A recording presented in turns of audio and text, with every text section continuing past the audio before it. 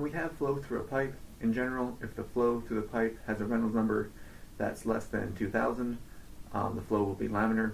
Reynolds number based on diameter, so standard Reynolds number, density, velocity, diameter over viscosity, or combine density and viscosity into kinematic viscosity. If that number is less than 2,000, generally have laminar flow in a pipe. If the number is bigger than 4,000, then generally the flow is going to be turbulent. Good question to ask now is what happens between 2,000 and 4,000, and the answer is we really don't know. Sometimes it can be laminar, sometimes it can be turbulent, sometimes it can be kind of a mixture of both. So between 2,000 and 4,000, it's not a safe assumption to assume either one, but below 2,000, safe assumption that it's laminar. Above 4,000, safe assumption that it's turbulent. So when a fluid comes into a pipe, comes in at all different angles, gets sucked in, and then what happens is when this fluid hits the solid pipe walls, solid pipe walls aren't moving, so no slip condition. The fluid has to stop at those locations, so kind of like what happened over the flat plate. I get a boundary layer, so both sides have a boundary layer that comes up, and eventually those two boundary layers meet. And where those two boundary layers meet, nothing's going to change. So this flow velocity profile is going to change because these boundary layer thicknesses are changing as we go down. So again, fluid up here is being slowed down by the walls. Outside the boundary layer is not being slowed down by the walls. So I have this velocity profile that's changing until the two boundary layers come together. So basically top and bottom. It's not really top and bottom, it's actually all around because I have a circular pipe. But this boundary layer comes in, they all meet together, and when they all meet, get this nice parabolic profile. That's what we would have got from the Navier-Stokes equations when we solved that. So this is called the entrance length, the distance that it takes for these boundary layers to meet essentially and the flow to become fully developed. So to calculate this entrance length, it's based on empirical measurements, so people did experiments based on these dimensionless parameters. So I have entrance length over diameter of the pipe. For the laminar case, found to be roughly 0.06 times the Reynolds number. So whatever the Reynolds number for the flow is, in the laminar case, I can find my entrance length based on that and the diameter. Similarly for the turbulent case, found that LE over D was 4.4 times Reynolds number to the 1/6 power. So again, you can find what that entrance length is, how long it takes for that flow to become fully developed in my pipe. Most practical engineering applications have Reynolds numbers of the order of 10 to the 4th, 10 to the 5th, so 10,000, 100,000, somewhere in that range. Those Reynolds numbers give entrance lengths roughly 20 to 30 times the diameter. So in other words, this equation gives you some number between 20 and 30. So going back to Bernoulli's equation, P1 plus 1/2 rho V1 squared plus rho G Z1 equals P2 plus 1/2 rho V2 squared plus rho G Z2. This is pretty much an energy equation. If you multiply this entire equation by volume, volume times density gives me a mass. I have 1/2 mv squared, kinetic energy.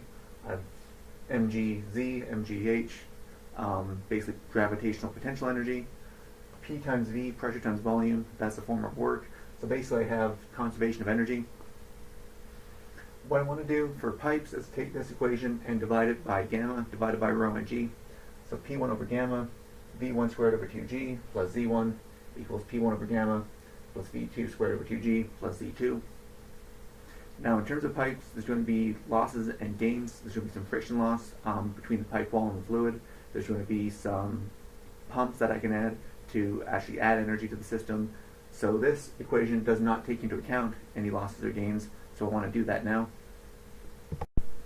So starting with Bernoulli's equation that we just had, I'm going to call everything on the left-hand side some quantity A.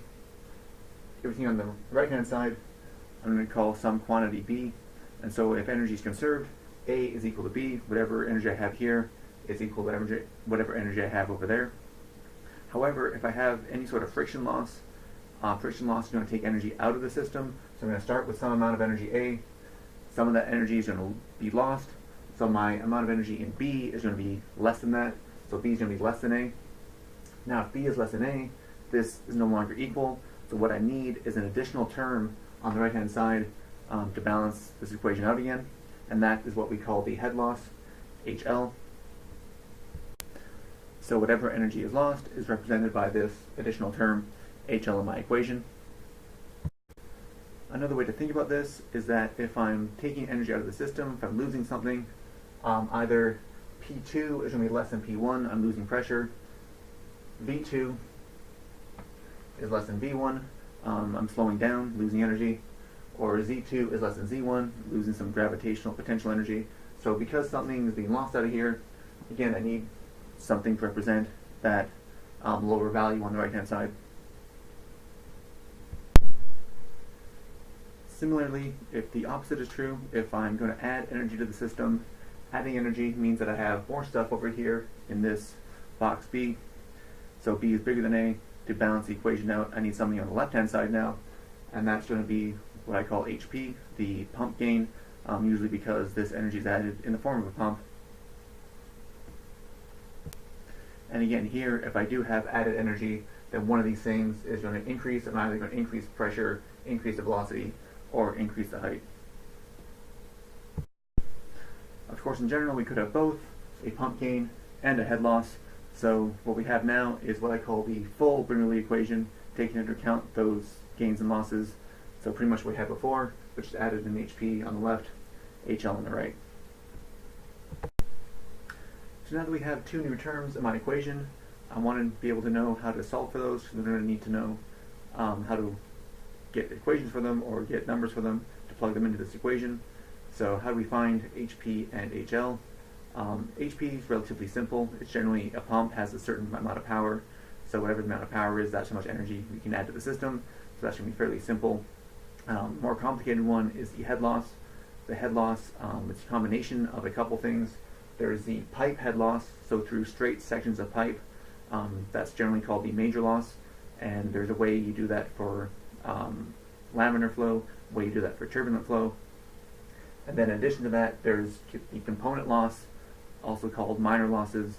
So these are through things like bends, tees, valves, so all the different various pipe components that you may have in your piping system, because not all piping systems are just straight pipes. So major losses just the straight pipe sections, component losses, pretty much everything else. So pretty much the next 3 lessons, I'm going to be dealing with how to calculate these things. So laminar flow, turbulent flow, and then components. So diving into the major losses, the way we can come up with an equation for this is to use conservation of momentum on a section of my pipe. So I have my pipe, want it to be oriented at some angle alpha, just to be general. And then I have, make a little control volume inside here for conservation of momentum, some length delta L. So in my control volume, I have the sum of forces acting on that control volume is time rate of change of my integral over my control volume, velocity rho d volume, plus the integral over my control surface, v rho v dotted with dA. So again, coming through these two areas, I'm going to have some flow coming in, some flow going out. And I'm going to assume two things. I'm going to assume that I have steady flow. So steady flow means there's no change in time. No change in time means this first derivative has to be 0, because no time dependence, so no d by dt term. So that guy's gone. And then if I have a constant diameter flow, constant diameter through conservation of mass means that whatever's coming into my control volume has to go out. If it's the same area, has to have the same velocity. So same area, same velocity, same density, everything here is the same, coming in and going out. So whatever comes in goes out. Those two terms basically cancel each other out. That guy's 0 as well. So essentially all that I have in my equation is sum of forces equals 0. So if my sum of forces equals 0, I now have to think about what forces are acting on this control volume. And so I'm going to have some pressure force. There's some pressure acting on this top surface, pressure acting on this bottom surface, so there's maybe some pressure difference between the two sides of my control volume. There's some shear force, so along the pipe walls, there's going to be some shear forces acting on those sides, and that's basically going to be my my loss terms. So that's where my major loss is going to come from. And then finally I have some weight, so gravity is going to pull this fluid down with some force. So in terms of all these forces, I'm going to have 2 points, point 1 at the top, point 2 at the bottom. So that's some pressure P1 pushing down at the top, P2 pushing up at the bottom I have shear stress along the walls. I'm assuming my flow is coming down because that's the way gravity is going to pull it. So my shear stress acts opposite to that, so my shear stress is going up. I have some weight, again, pulling down, and then I have some value. So I'm going to call this line here z equals 0.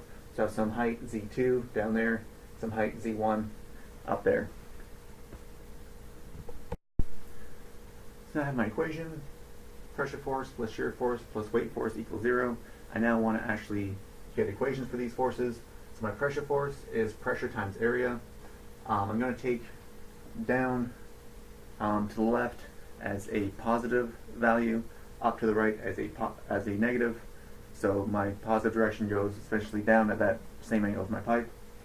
So I have P1 pi d squared over 4, so pressure times area, pushing down positively. P2 pushing back up in the negative direction. Tau acts in the negative direction, and the shear stress, again, the force of shear is shear stress times area. Now this area is the pipe wall area. So pipe wall area will be pi d times delta L. So area around my pipe times the length is the area that the shear stress acts on. And then in terms of the weight, I need essentially mass times gravity. In terms of my fluids, mass times gravity is the same thing as gamma times volume. So volume of my control volume here is pi d squared over 4, the cross-sectional area, times the length. So that's the volume of that cylinder that represents my control volume. And this is the weight of the fluid, but because I'm at this angle, the only one I care about, I'm working in essentially this direction, so I only want the component of the weight in that direction, so I need a sine alpha in there to make that true.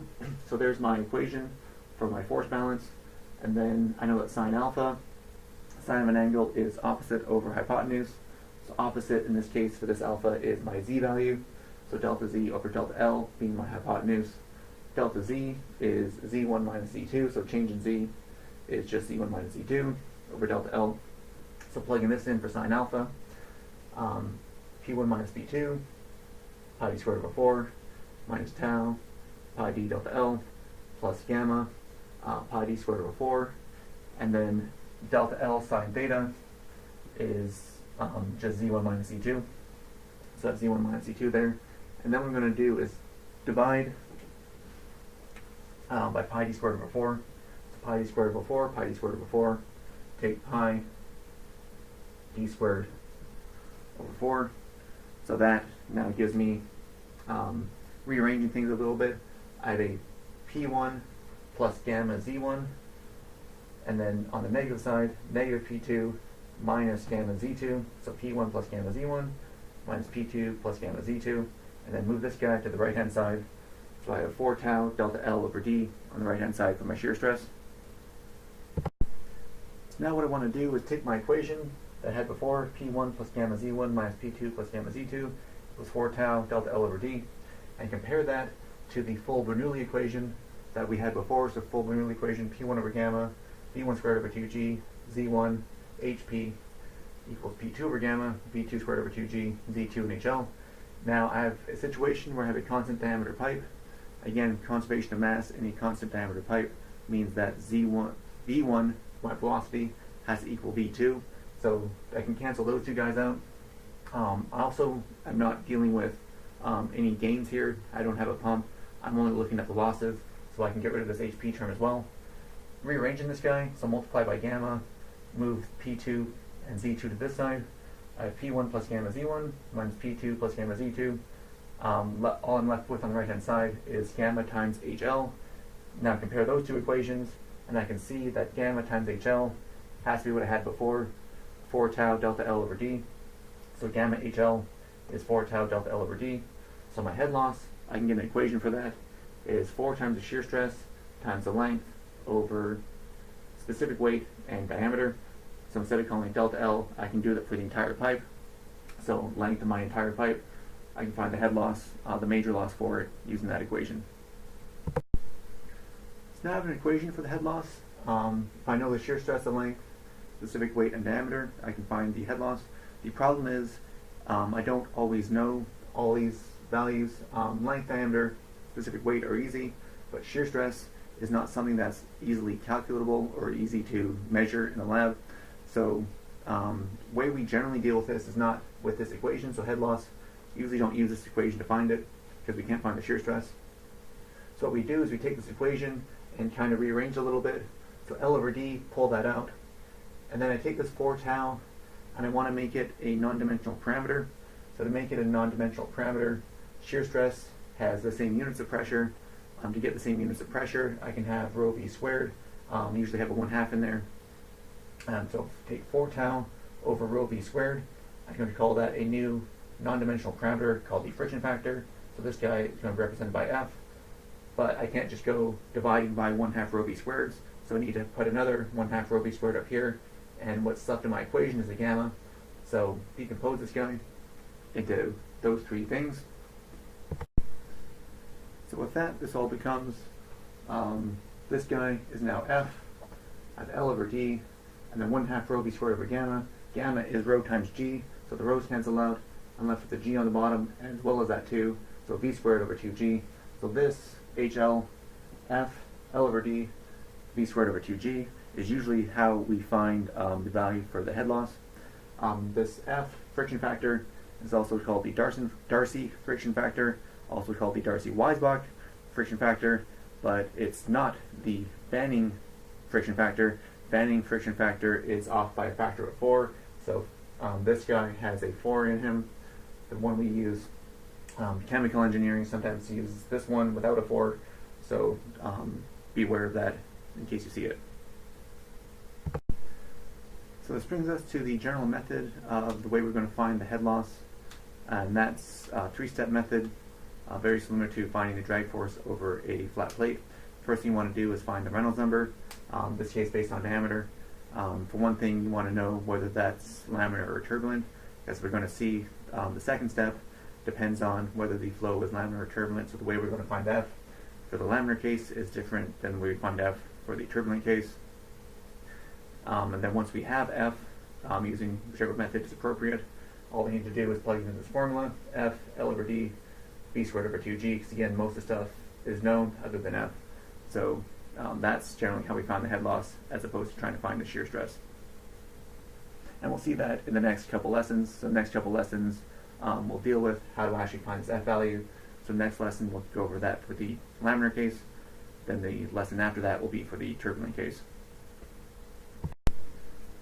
So that is head loss. To finish off this lesson, also want to deal with the pump power, or power in general. So I can relate head loss and pressure basically through Bernoulli's equation. So assuming that my velocities are the same and the pipe's horizontal, so my Z's are the same, velocity goes away, Z's go away. I'm left with P1 over gamma equals P2 over gamma plus HL. Just rearranging this, move P to the other side. I have a delta P multiplied by gamma. So delta P is gamma times head loss. So basically this tells me how much pressure loss I'm getting because of my head loss. I can do the same thing for loss of velocity or loss of height by doing the same thing, ignoring the other 2 terms. I can also do this similar equation for the pump gain. Only difference is pump gain will be on this side, so my delta P is backwards. But I can still find the pump gain related to a pressure. So in a sense, whatever my pump gain is, I can relate that to an increase in pressure or an increase of velocity or increase of height based on that equation. And then if you notice the units in this equation, all reduce the units of length. So I'm going to have either meters or feet. So my head loss measured in meters or feet, pump gain measured in meters or feet. If you go down to the local hardware store, try to find a pump measured in feet. Good luck with that. You're going to have to convert that to a horsepower or watts or some actual power term. And so the way we do that is power is force times velocity. Force is relate that to pressure, so pressure times area. Then velocity is flow rate divided by area, so areas cancel out. So my power is change in pressure times flow rate. And then change in pressure I can relate to pump gain, so gamma, specific weight of the fluid, times whatever pump gain in feet or meters, times the flow rate will give you actual proper units of power. So I'm going to finish off today's lesson with an example. I have a 1,000-foot length of pipe with 2-inch diameter. I'm going to use that to carry some water at 50 degrees Fahrenheit from a pond up a 1 degree incline up to a house. Want a flow rate of 0.02 cubic feet per second, given a friction factor in this scenario of 0.028. Just want to know a few things. Want to know if the flow inside my pipe is laminar or turbulent. Want to know what the entrance length is. So want to know how far into that pipe before it gets fully developed. Want to know what the total head loss is through this 1,000 feet of pipe. And then finally, what pump power is required. So if I was going to go do this in my backyard, I want to go to Home Depot and figure out how big of a pump I need to make this happen. So answer this, part A, whether the flow is laminar or turbulent is going to depend on the Reynolds number. So Reynolds number, velocity, diameter over kinematic viscosity, using this form, because that way only have to look up the kinematic viscosity, don't have to look up both the viscosity and density, so only one thing to look up for this equation. And then in terms of velocity, I don't actually know the velocity because I'm given a flow rate, so I can rearrange this velocity flow rate over area. So 4q over pi d times mu. So just plug in those numbers. 4 times 0.02 cubic feet per second. Pi diameter, I want that in feet, so 2 divided by 12 gives me units of feet. And then back of the book to find water at 50 degrees Fahrenheit, kinematic viscosity, 1.41 times 10 to the negative 5 feet squared per second. That gives me a Reynolds number of 10,800. 10,800 is bigger than 4,000, so because this Reynolds number is bigger than 4,000, the flow is going to be turbulent. So part B, want to find the entrance length. I have two options here because the entrance length is going to depend on whether the flow is laminar or turbulent. Just found that it's turbulent, so because it's turbulent, equation I want to use, LE over D is 4.4 Reynolds number to the 1/6 power. Move the diameter to the other side, so to find the actual entrance length, 4.4 Reynolds number to the 1/6 power times diameter, so 4.4, 10,800 Reynolds number we found before to the 1/6 power times my diameter of 2 inches gives me 41.4 inches, or divide that by 12, 3.45 feet. So third part C, want to find the head loss. General procedure to find head loss is find the Reynolds number, find F, then find HL. But we already know what F is, so we can go straight to the third step. HL is F, L over D, V squared over 2G. Now we kind of know all this stuff other than the fact that I'm not given velocity, I'm given flow rate, so I can change my velocity to flow rate over area, Q over A, do some manipulations. So Q over A squared is area is pi d squared over 4. So at F, L over D, 4Q over pi d squared, whole thing squared. I saw this 1 over 2G down there. And then gathering all my terms together, I have 4 squared is 16, divided by 2 gives me 8. I have an F on top, an L on top, Q squared on top. And on the bottom I have a pi squared, a G, and d to the 5th power. So there's my equation for head loss based on flow rate. Now just plug all my numbers in. 8, F 0.028 was the value there. Length of 1,000 feet. Flow rate 0.02 cubic feet per second. Square that guy. Pi squared on the bottom. 32.2 feet per second squared for the value of G. And then my diameter, 2 divided by 12 to get that into feet to the 5th power, gives me a total head loss of 2.19 feet. So the last part D, want to find the pump power. So we can start with the full Bernoulli equation, P1 over gamma plus V1 squared over 2G plus V1 plus HP equals P2 over gamma, V2 squared over 2G plus Z2 plus HL. And then P1 down to the pond is atmospheric. P2 up at my house is also atmospheric. So I can get rid of those guys. V1 down at my pond.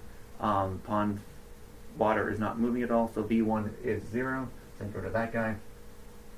And then I'm going to call the pond elevation Z1 equal to 0, which means that up at my house I have 1,000 feet of pipe up a 1 degree incline. So 1,000 feet times sine of 1 degree gives me 17.45 feet as the elevation gained for this scenario. So I'm left with this equation. HP is V2 squared over 2G plus Z2 plus HL. And again, I just found my head loss. I know what Z2 is. V2, I don't know what that is, but it's the same as the flow rate inside my pipe, so I can change that to flow rates. So Q over A squared. Again, manipulations gives me a pump power equation of 8 Q squared over pi squared d to the 4th G plus C2 plus HL. So now simply plugging numbers into this equation for HP, 8 times my flow rate, 0.02 cubic feet per second, square that, pi squared, diameter, again in feet, so 2 divided by 12 to the 4th power, G 32.2. I know Z2 is 17.45 feet. I now found my head loss, 2.19 feet. So that gives me a total pump gain required of 19.65 feet. But again, I can't go to the hardware store and say I want a 19.65 foot pump. That makes no sense. So I want to convert that to actual power units. So power is gamma times HP times Q. So gamma for water, 62.4 pounds per cubic feet. That's what we're pumping. My pump gain of 19.65 feet, and then a Q value 0.02 cubic feet per second gives me a total power of 24.5 foot-pounds per second. But again, foot-pounds per second, usually pumps are given in horsepower. So from foot-pounds per second to horsepower, divide by 550. So 550 foot-pounds per second is 1 horsepower. So this divided by 550 gives me 0.045 horsepower. That's the pump power required.